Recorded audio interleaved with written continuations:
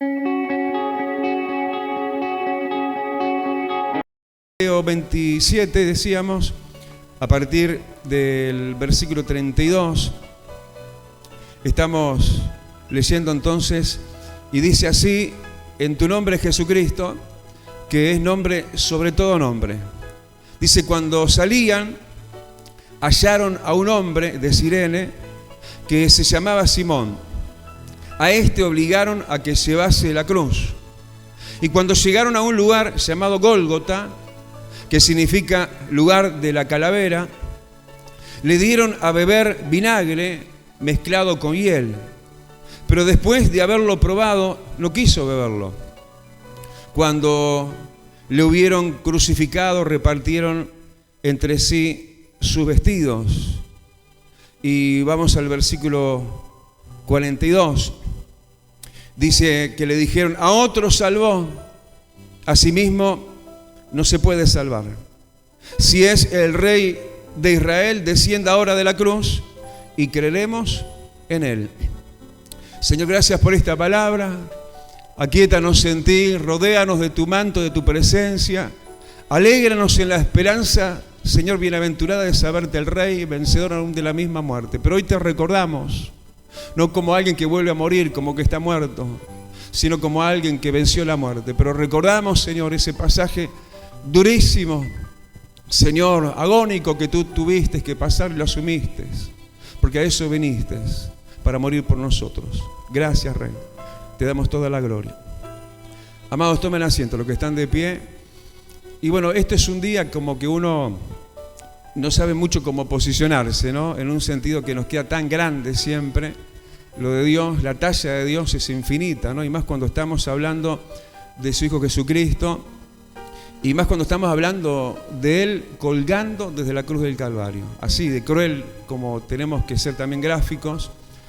En un día donde lo avisado tiene que de alguna forma ser notificado. Más que solo un aviso auditivo, sino una notificación, por qué no decirlo así, en nuestra alma, en nuestro corazón, de aquello antagónico que tuvo que vivir en el Calvario, ¿no? Antagónico digo porque no era justo lo que estaba ahí pasando. No era justo que el justo, Jesús, muriese por nosotros los pecadores. Pero claro, lo hizo por puro amor. Lo hizo por muerte sustitutiva. Y cuando uno mira, antes de volver otra vez aquí a Mateo 27, pero cuando uno mira en la, ¿por qué no llamarlo radiografía profética de lo que anunciaba, escuchá bien, 700 años antes que sucediera el profeta Isaías? Cuando uno mira ahí, entonces en Isaías capítulo 53, uno mira y de alguna forma se puede, ¿por qué no?, trasladarse un poco a eso tan lúgubre, tan triste, tan antagónico, de tanta agonía, como no podemos imaginarnos, ¿no? Yo me acuerdo cuando era joven, ¿no? Hace mucho, siempre cuando digo esa expresión, digo lo mismo, ¿no? Hace tanto que uno era joven. Y me acuerdo que un predicador un día dijo que alguien, como que le hubiera pedido a Dios y le hubiera dicho: Señor, yo quiero ver todo lo que tuviste que sufrir por mí en la cruz del Calvario. Y claro, como que no sabía lo que estaba pidiendo, y como que bueno, más allá de que eso fuera cierto o no, pero tuvo una respuesta, una revelación, llamalo como quieras, y como que dice que en un momento como que Dios le mostró una imagen tan insoportable en cuanto al dolor representado en ese que estaba viendo, que realmente como que se dolió a tal punto que se arrepintió de haber pedido eso. Pero yo creo que una medida saludable, como nos da la palabra, sí, tenemos que tener esa mirada, yo no diría compasiva, y en parte sí, hacia el Calvario. Tenemos que saber cuánto valemos para Dios, cuánto el Señor estuvo dispuesto a pagar por vos y por mí. No sea que después de encontrar una salvación tan grande la descuidemos. No sea que cambiemos luego al Señor por cualquier otra cosa. ¿Te acordás que en estos días pasados Dios nos estuvo hablando de justamente los hechos singulares previos al Calvario, justamente, y la resurrección que se celebra el domingo? Y estuvimos viendo cómo el Señor purificó el templo. Y una de las cosas que sacó, que echó fuera del templo, que es tipo de nosotros, templo del Espíritu Santo, templo de la presencia de Dios, desde el momento que aceptás a Jesucristo y lo recibís en tu corazón, y Él pasa a morar adentro tuyo, dice que somos templo, y dice que Él en ese momento previo de esta semana última antes de su crucifixión y resurrección, Él purificó el templo. Y una de las cosas que echó fuera del templo, claro, siempre lo sabemos, ¿no? Son las palomas. ¿Qué más echó fuera? Pero también echó fuera los cambistas, esos que cambian una cosa por otra, decíamos. A Dios no lo cambio por nada. ¿Cuánto dicen amén conmigo? Y es importante tener este anclaje de Dios en nuestra alma que nos brinda el Calvario, ¿no? Esa mirada hacia el sufriente Cristo, que es, como te decía, una radiografía, por decirlo de alguna manera, de Isaías 53, a partir del versículo 3, si querés vas en tu propia Biblia. No sé si estamos proyectando, hoy tenemos a alguien por ahí que está dando una... No, sin apremiarla, ¿no? A Milagro, que está como aprendida en realidad, pero no importa, yo se los digo acá, en Isaías 53, a partir del versículo 3, hacete la figura de lo que se está diciendo con total categoría. Se habla de él que estaba en carácter de, dice versículo 3, de despreciado y desechado. No nos vamos a hacer una imagen de Jesús, dice no te harás imagen ni semejanza. Nosotros no andamos sino por fe, pero sí tenemos que ver en la figura de expresión humana a quién tenían a él y por quién lo estaban teniendo a él, al punto que estaba donde estaba, ¿no? En una muerte de crucifixión, literalmente crucificado, no simbólicamente, literalmente, sus manos atravesadas con clavos, literalmente su carne herida, abierta y traspasada en sus manos y en sus pies.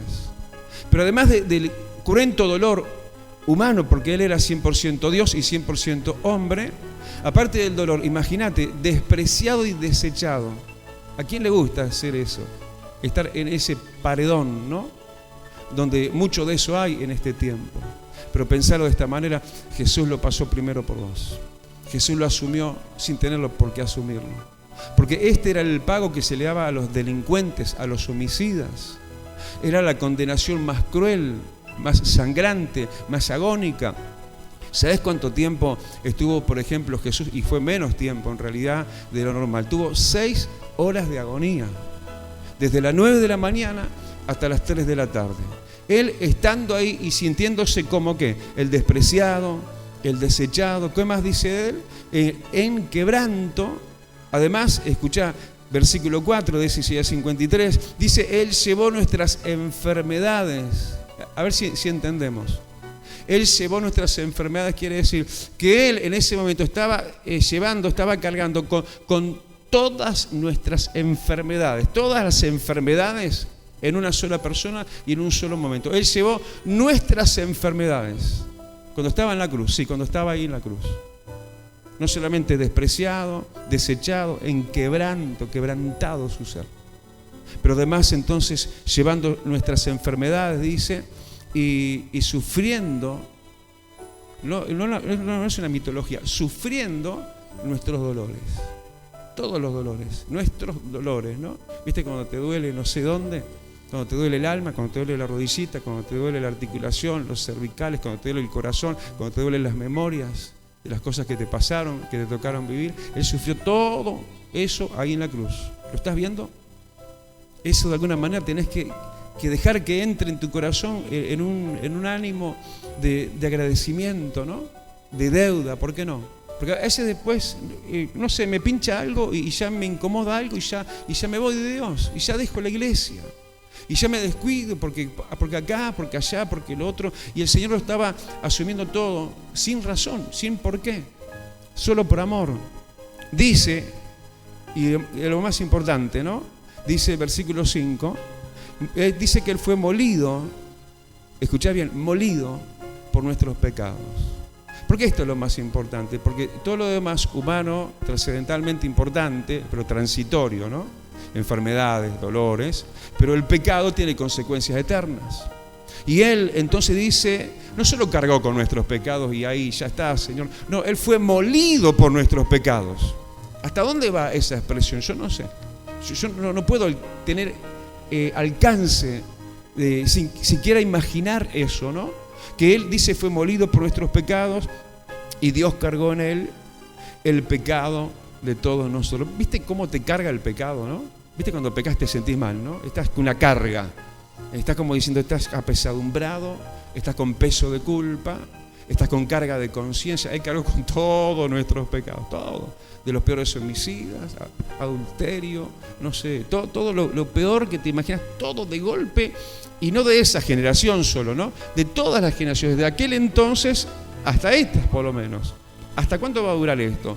Hasta que dure la gracia de Dios.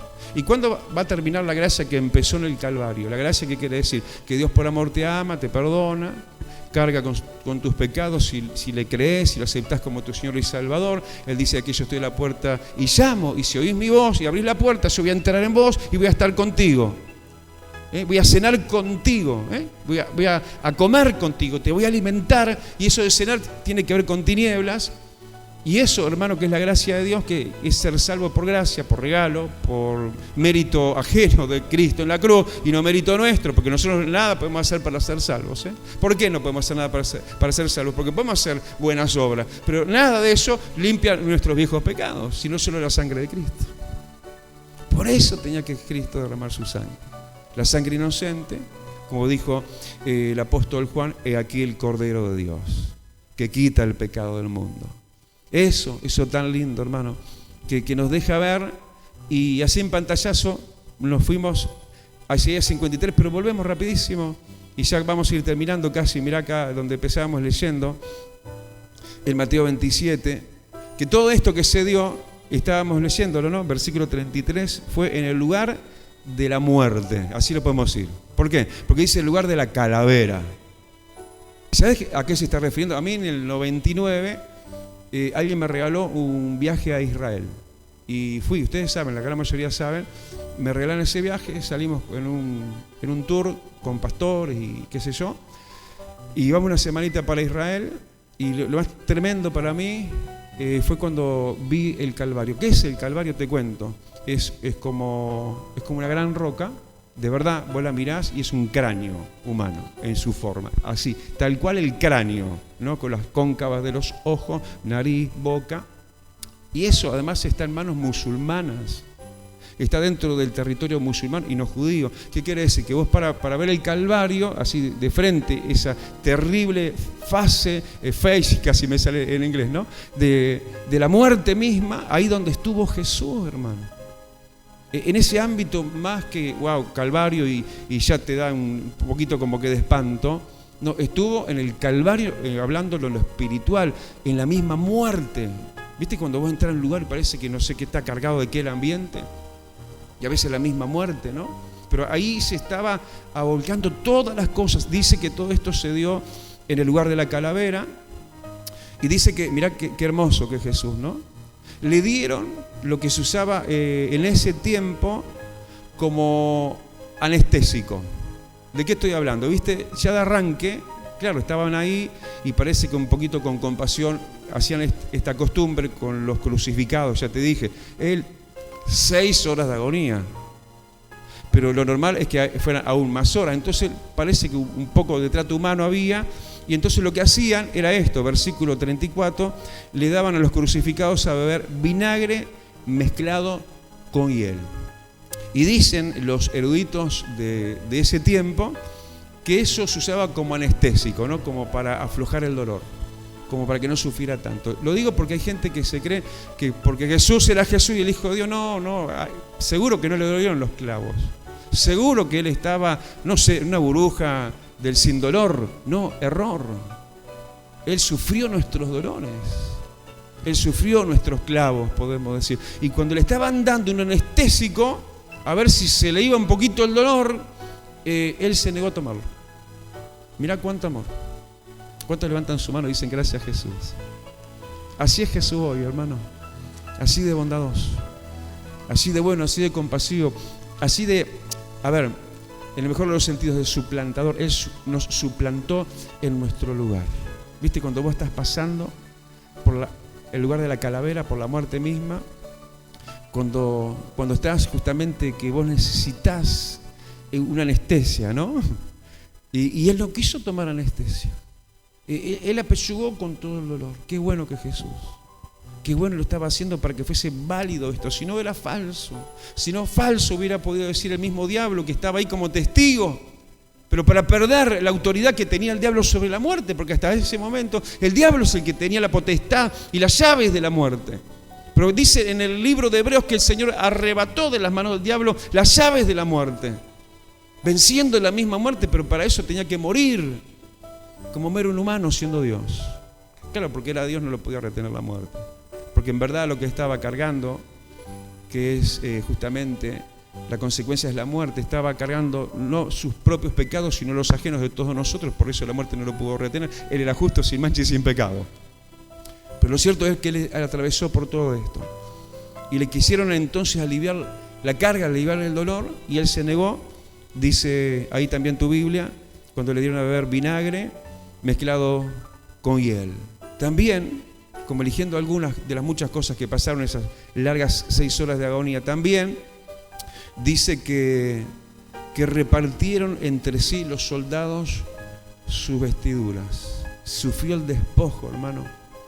Lo de él, lo suyo, lo que le pertenecía. Y vos decís, bueno, ¿qué tan importante puede ser, no? Si me sacan una prenda hoy a mí, bueno, no sé qué tan importancia le voy a dar. Pero, ¿sabes? En esos días los mantos judíos, las vestiduras tenían un gran valor aún simbólico.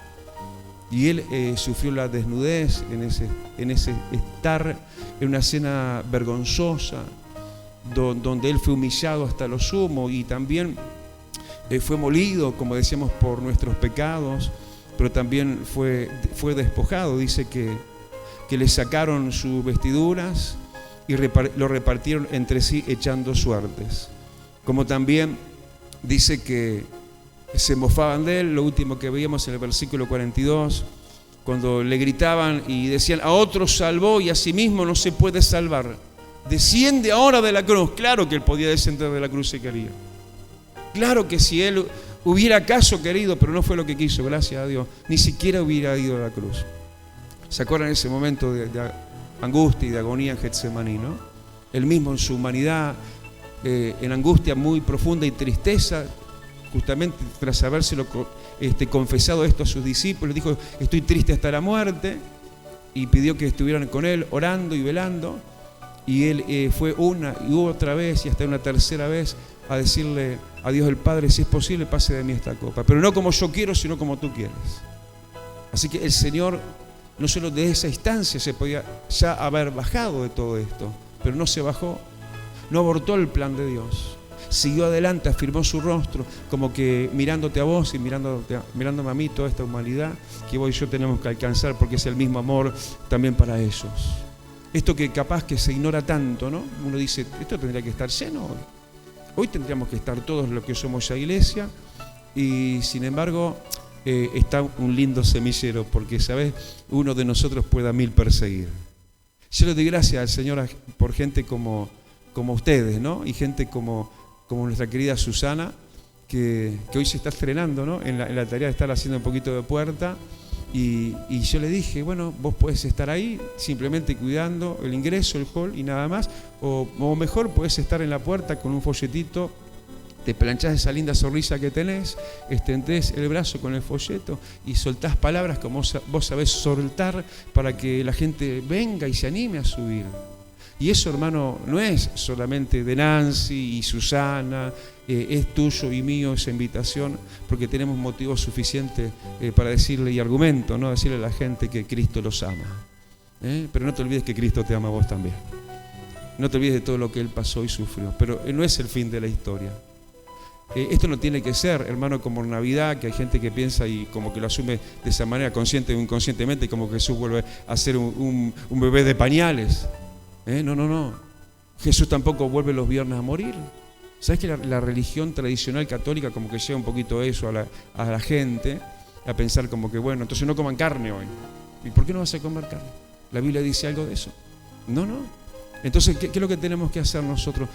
¿Meter a Jesús como que de vuelta en la muerte, en el Calvario? No, Jesús, este no es el fin de la historia. Este fue el principio de la historia. Acá empezó una historia nueva.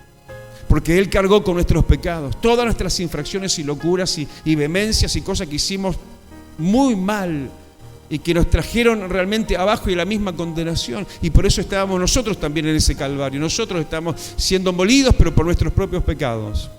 Pero gracias que el Señor cargó sobre su Hijo amado todos nuestros pecados. Dice que no escatimonia en su propio Hijo, sino que lo entregó por amor a todos nosotros. ¿Cuánto amor nos tiene Dios el Padre?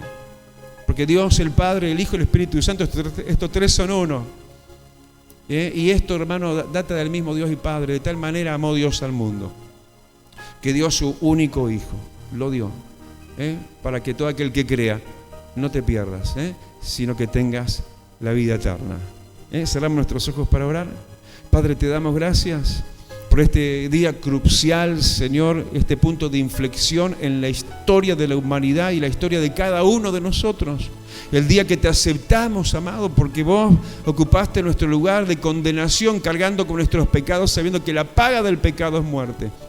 Por eso tú, el justo y el santo, moriste, siendo eso santo y justo, porque cargaste con nuestros pecados, pero porque eres el que eres. En verdad la muerte no te pudo retener, y aquí que vives.